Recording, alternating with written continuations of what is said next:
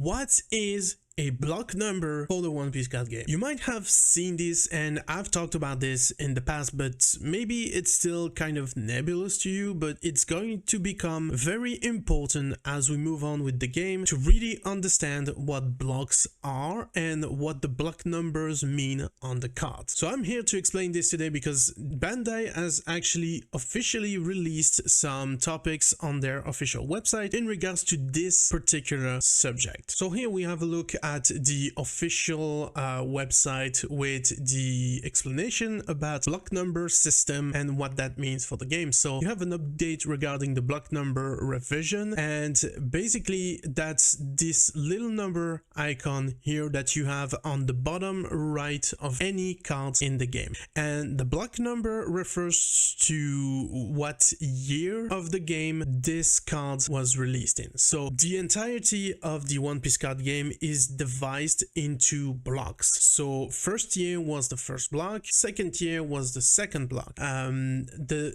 very key particular thing about this is a year refers to once a product starts going out until the anniversary set, just before the anniversary set. So for instance, the first block that we see here contains OPO1, OPO2, OPO3, and OPO4. As far as starter deck goes, we have starter deck 1 through 9, and starter deck 10, which was released during the first year of the game, was a block 2 starter deck because it marked the introduction to the second year of the game. And so starting with OPO5 up until OPO8, we have the second block, and so on and so forth. Now, as they say here, these numbers are updated every year, with booster packs 1 to 4 being block 1, booster 5 to 8 being block 2, and so on. That's just what I was saying.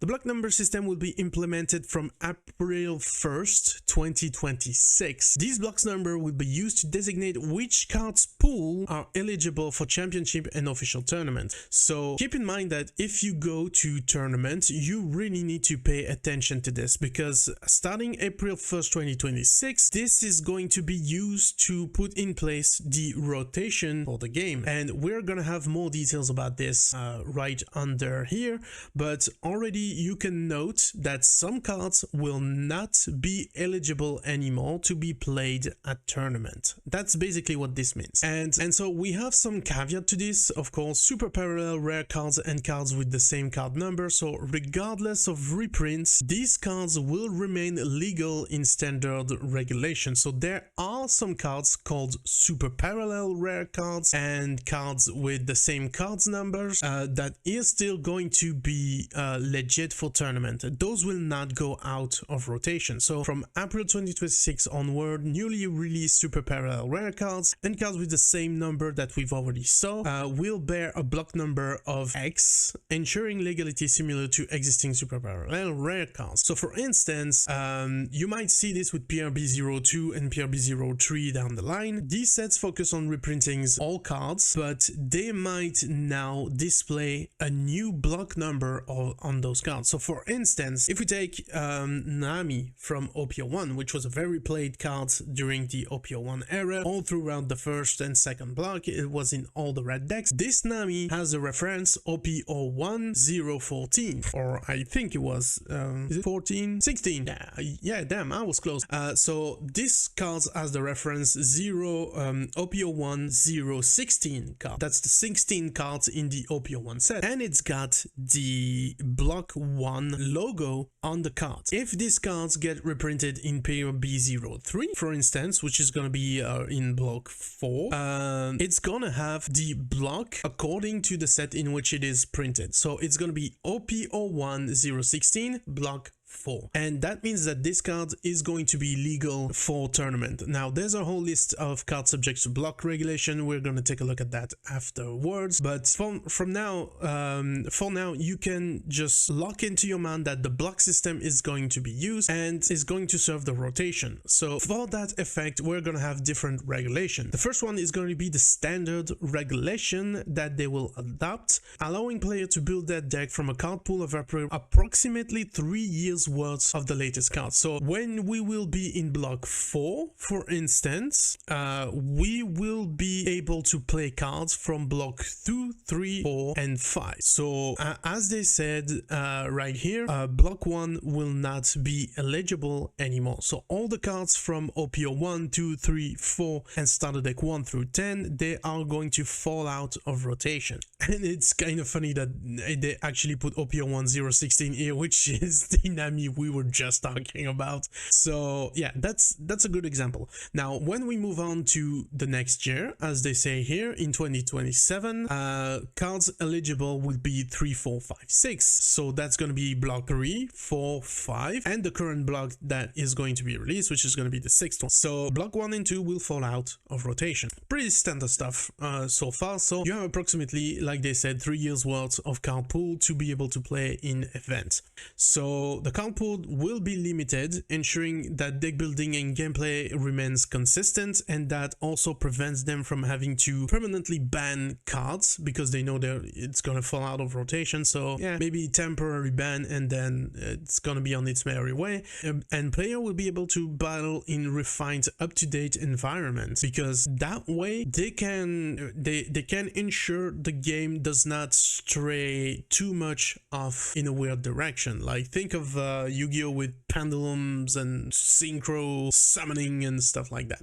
It's pretty jarring for an old player to come back to Yu-Gi-Oh because of all those weird mechanics that they've had to add in the game in order to keep the game fresh in some kind of way. So that will prevent this sort of thing. So regarding the cards that can be used, from April 26 to 27, cards of block 2 to 5 will be allowed. So as they say here, 2, 3, 4, 5 allowed. And after that, block 1 and 2 will fall out of rotation. So that's just going to be 3, 4, 5, 6 that is going to be available to play at official tournament that is going to apply the standard regulation. Again, there's the standard regulation and then there's the extra regulations. So for cards with updated block number, all past illustration will become available. So going back to the Nami we just talked, if a new Nami comes back with an updated block number, so OPO 1016 block 4 for instance, this will be playable in that rotation, also the next one, and then when block 4 falls off, if there's not an update to the block number for the cards, she's gonna fall out of rotation as well. But for the time being, if the cards has an update in its block number, it's going to be playable at those events. The pool of cards will include those cards as well as all past illustrations. So if OPO 116 has an updated block number, if you do not have the 4th block edition of that card, you can still play the original OPO 1016 block 1 illustration of the cards. So that is pretty cool. That means that whatever they reprint as cards, if you have the original in your collection because you've been playing the game for a long time like I have and many players have, you will still be able to play those cards. They are not worth nothing once the rotation takes effect. And I think that's very cool compared to some other games, because when you put the money to get those cards, even just to collect for yourself, and then you decide, okay, I want to play like in tournament or something like that, at least your collection is still worth something. So kudos to Bandai, very cool move on their part. But we're not done yet. Hey, quick pause before we move on. If you've enjoyed this video so far, or if I've managed to entertain you even a little, can you do me a huge favor and hit the like button and subscribe to the channel? Believe it or not, those are the most powerful action you can do to tell YouTube to keep showing these videos to other geeks like us. And that support from you is what keeps this channel alive. No matter what people tell you or what you might hear, every single like, comment, and subscribe do matters on YouTube. In return, you'll get regular content on fun geeky topics, video games, trading card games, mangas, animes, collectibles. We do talk about anything geek, so leave your favorite topics in the comments down below and you might see it in a future video. But for now, thank you for listening to what I have to say, and let's get back to the video. Aside from the standard regulation, we have an extra regulation that in this regulation specifically, you can build your deck using cards from block number 1 to the most recent cards. cards. So the entire pool of cards is available in extra regulation. So even if you like do not play in standard regulation and you just collecting cards and all, you can still use them if you play in extra regulation. And the fact that this is an official regulation that they've planned shows that there will be official events with this regulation where you can participate and still have fun with the entire pool of cards, which is going to be like very crazy to deck build around. Because picture it, if we're at block 20 after 20 years of the game, it's going to become pretty jarring to be able to build a deck with that massive of a pool of cards. But either way, this regulation features the following: you can play with your favorite cards from previous sets, you can refer to the entire past cards pool, and engage in battles with highly flexible deck composition, because at that point, like 120 or so cards per set and having 4 sets per block, it's going to add up very quickly. So this will provide an enjoyable experience for everyone, offer different kind of enjoyment compared to the standards. We are preparing additional regulation details, please stay tuned. But that's kind of what it boils down to. Okay, so you have 2 regulation, 1 standard, 1 extra. The standard is going to have a rotation where the latest set is going to fall out of rotation each time, so we're gonna see only 3 sets concurrently playable set for those formats. But the extra regulation is unlimited, pretty much. That's what this means. Now, aside from those regulation, but that's gonna apply mostly to standard regulation, we need to take a look at the list of cards subject to block numbers update. So if we click this link right here, we're taken to another page which basically gives us an overview of the cards subject to block numbers update. So those are the cards that are available right now that have been printed in past blocks that are going to fall out soon of rotation starting April 2026. But those cards will still be playable because they have had a reprint with the newest block on them, and so the original and the reprint is going to be playable at those events. So super parallel rare cards from past product as well as cards that share the same cards number will generally remain legal for use in standard, whether they have been reprinted. So even if they aren't reprinted, there are some cards that escapes this progressive ban of cards that is going to take place with this block number system. Newly released super parallel rare cards and cards with the same card numbers will be introduced with the block number X, and like previous super parallel rares, will generally be permitted in standard regulation. So we already have a good list here. So let's take for instance this EB01 Tony Chopper. So this card here will remain legal, and the reason is, and you're going to see this with a lot of those cards. I'm gonna open them all and we're gonna quickly take a look at them. Okay, so OP13, of course, we don't already have, but if you know about OP13, those 3 cards are, I'm gonna say this afterward. Let's just take a look. So the first card was the Tony Chopper, and this card will remain legal. All copies of this card will remain legal. Next we have this Monkey D. Luffy from EB02. That is a secret rare, so that's pretty cool that it's keeping playability. And if you're wondering why there is 1 copy here, 1 copy there, and 2 alternate arts here, that's because those were actually from EB02 and those have been reprinted in PRB02. So that's why you have all of those. So when they say all copies of a card are playable, they meant it. So for instance, we were talking about the Nami OP01 16th card Nami. All those cards are going to be playable. So those are all the same cards, but all copy of this Nami are still going to be playable. Now you might have already noticed a trend with what I'm showing here. So here we have Shanks. Of course, all copies of Shanks will be playable. That includes the original as well as the reprinted cards from PRB01. Next we have OP02013 card. This is Ace. As you can see, like all copies of Ace will be playable. Next we have Sogeking, we have Sabo, we have Trafalgar D. Waterloo, we have Eustace Captain Kidd,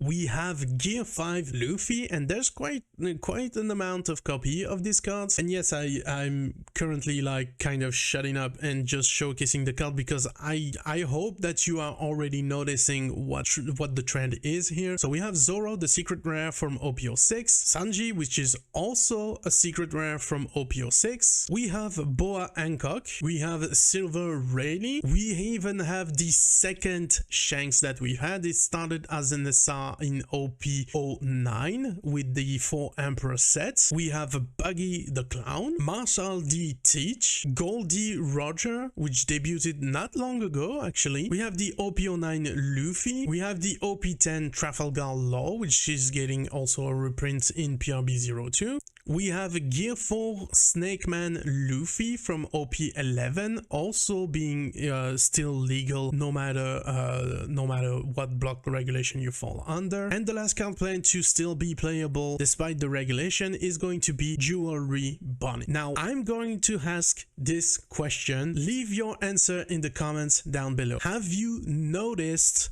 the trend for all these cards? And I know I said a lot secret rares and all of that because, to be fair, there is a lot of them that are secret rare, but that's not what the actual trend is about. What the actual trend is that any manga rare card in the game will always be playable. So no matter which set you're looking at in the future, no matter what card they announce in any set, if this is a manga rare, the card will always be playable in the One Piece card game standard regulation. Now, of course, they are going to keep updating this because right now we have cards eligible for use under the block 4. And so, like they said, regardless of reprints, this card will be treated as belonging to the specified block number. They will be legal for use in the standard regulation. So here it's going to be a bit more tricky to really get what they are going for, but we're going to take a look at this to get an idea for it. So the first one is going to be Killer. So we have an OP01 card, and it seems pretty standard. That was block 1.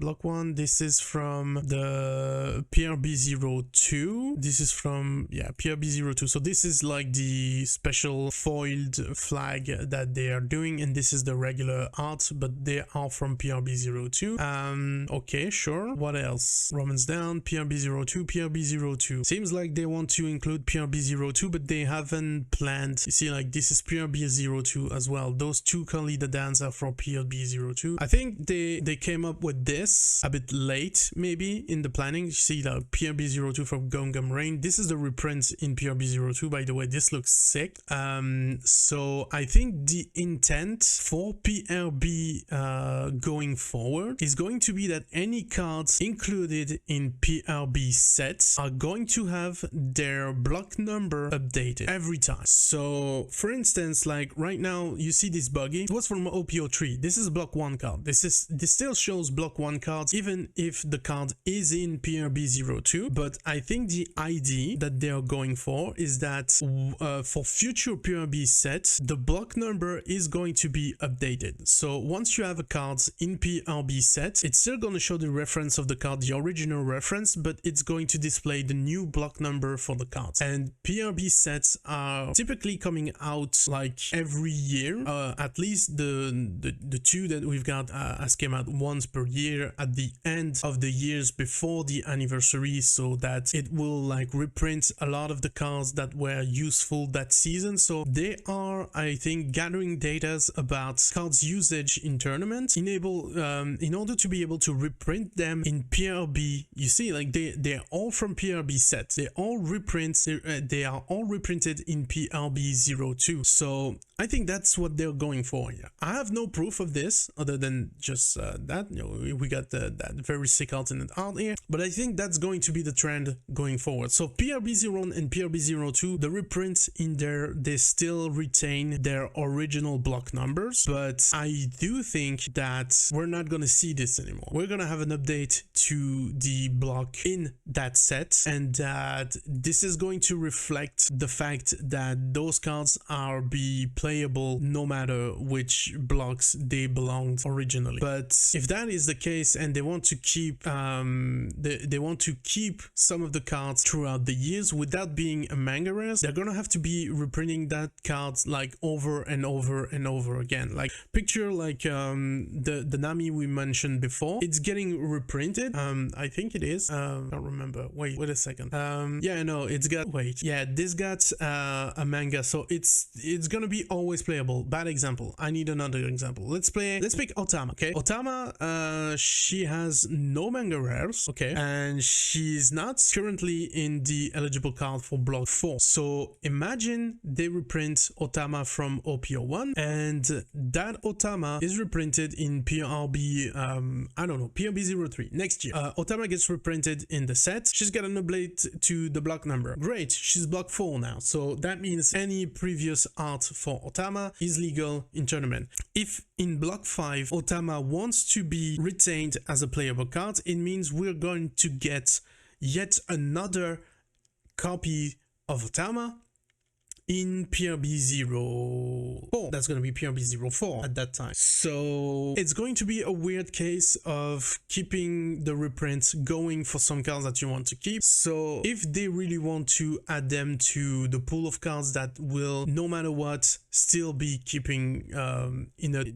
keep in a list that is going to always be playable, they need to release a manga for this. Otherwise, they're just gonna have to update the card number on the cards regularly through PRB's sets or EB sets or stuff like that. So that is going to be it for the explanation about the block number system, what it is, how it works, and how this is going to impact the game.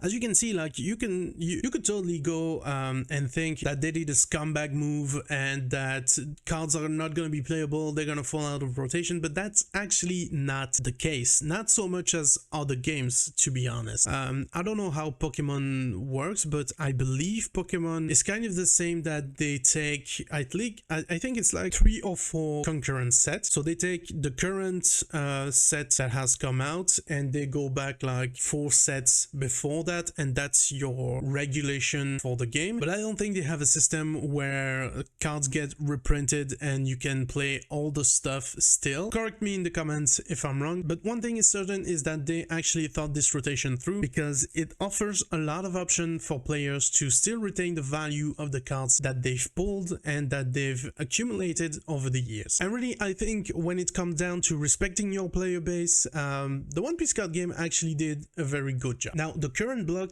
is ending. We're at the end of block 3 and we're about to start block 4, and block 4 is going to start with the anniversary set, which is going to be OP13. So if you want my full breakdown about the set and see the reason why I am personally very hyped for this set, you can check this video here.